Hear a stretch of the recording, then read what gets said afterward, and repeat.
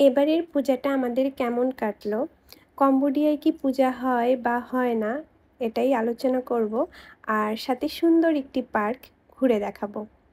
দেশের বাইরে এটা আমাদের দ্বিতীয় পূজা ছিল। গতবার ফিলিপাইনে ছিলাম, আর ফিলিপাইনে ছোট করে পূজা হয়, সেখানে পূজা দেখেছি।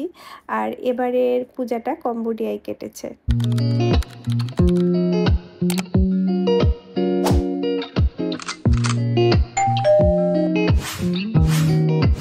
হ্যালো, আমার নতুন আরেকটি ব্লগে সবাইকে স্বাগতম। এটা ছিল দুর্গাপূজার সপ্তমীর দিন। আমরা বাসা থেকে বের হওয়ার পরেই দেখি হালকা হালকা বৃষ্টি হচ্ছে, তো আমরা ভেবেছিলাম হয়তো এই বৃষ্টির কারণে আমাদের ঘোরাটা হবে না। আমরা চলে আসি একটা পার্কে। আর যেহেতু দুপুরে আমরা খাওয়া দাওয়া করে আসিনি, তো আমরা ঠিক করি আগে এখানে খাওয়া দাওয়া করব, তারপর হচ্ছে পার্কটা ঘুরে দেখব। আর কাছেই ছিল পাপা জনস, তো আমাদের উদ্দেশ্যই ছিল পিৎজা খাওয়ার। তো আমরা পাপা জনসে চলে যাই, কিন্তু লাকটা খারাপ ছিল, এটা বন্ধ। এখন আমরা যাচ্ছি পিৎজা কোম্পানিতে। আর এই পার্কটার নাম হচ্ছে ইউরো পার্ক। আর কম্বোডিয়ায় কি পূজা হয় পূজা হয় না, কম্বোডিয়ায় আসলে পূজা হয় না। কম্বোডিয়ায় অনেক টেম্পেল আছে, কিন্তু সব টেম্পেলই হচ্ছে বুদ্ধ টেম্পেল। এই এই দেশে আমার মনে হয় 90% মানুষই বুদ্ধ ধর্মাবলম্বী, কারণ অন্য ধর্মের মানুষ আমি দেখিই না।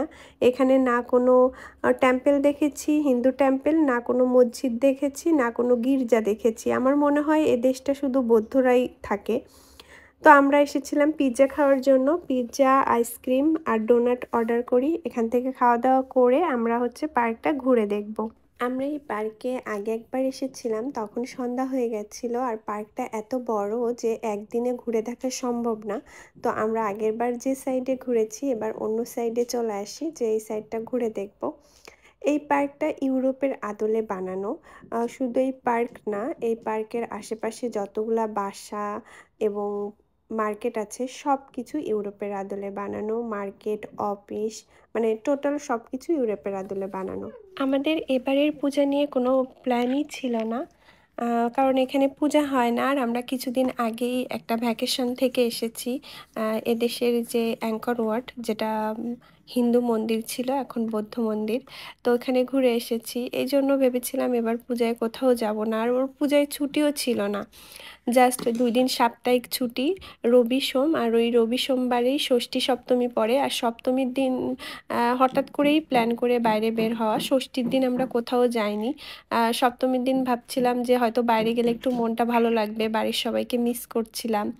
আর যেহেতু পূজাটা আসলে মায়ের মুখটাও দর্শন করতে পারবো না, মানে সব দিক দিয়ে মনটা খারাপ ছিল, তাই হঠাৎ করেই বাইরে বের হওয়া। আর এই পার্কটা এত সুন্দর আর এত খোলামেলা নিরিবিলি পরিবেশ, যার কারণে এখানে আসার সিদ্ধান্ত নেই। খুব ভালো লাগছিল এখানে এসে। আমরা দুপুরে আসি, সন্ধ্যা পর্যন্ত এখানে থাকি, কারণ রাত্রে এটা সৌন্দর্য, অন্যরকম একটা সৌন্দর্য দেখা যায়, সব লাইট অন করে দেয়।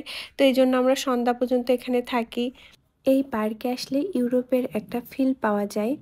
যারা এখনও ইউরোপে যায়নি তাদের কাছে কিন্তু এই পার্কটা খুব ভালো লাগবে। আর যেহেতু আমাদেরও এখন পর্যন্ত ইউরোপে যাওয়ার সৌভাগ্য হয়নি, তো আমাদের কিন্তু এই পার্কে এসে খুব ভালোই লাগছিল। আর এমনিতেও আমরা সবাই চাই বাচ্চা নিয়ে একটা খোলামেলা পরিবেশে যেতে, তো এই পার্কটা একদম পারফেক্ট। দুপুরে এখানে এসে লাঞ্চ করতে গিয়ে আমাদের অনেকটা সময় চলে যায়। আমরা পার্কে আসি বিকালের দিকে।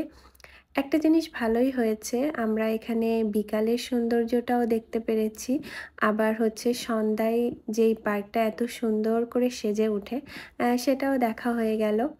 এটা ছিল সন্ধ্যার লুক, মানে সব লাইট অন করে দেওয়ার পরে কতটা সুন্দর লাগছে, একদম মায়াবী একটা লুক দেখা যাচ্ছে। আমাদের পূজার ঘোরাঘুরি এটুকুই ছিল। আর এখানে যেহেতু পূজা হয় না, পূজার কোনো ফিলও পাইনি, তবে বাড়ির লোকজনদের খুব মিস করেছি, দেশটাকে খুব মিস করেছি, এটাই ছিল। আর এই ঘোরাঘুরি তো আমাদের প্রতি সপ্তাহেই হয়। তো আজকের ভিডিও এই পর্যন্তই। সম্পূর্ণ ভিডিও দেখার জন্য অনেক অনেক ধন্যবাদ।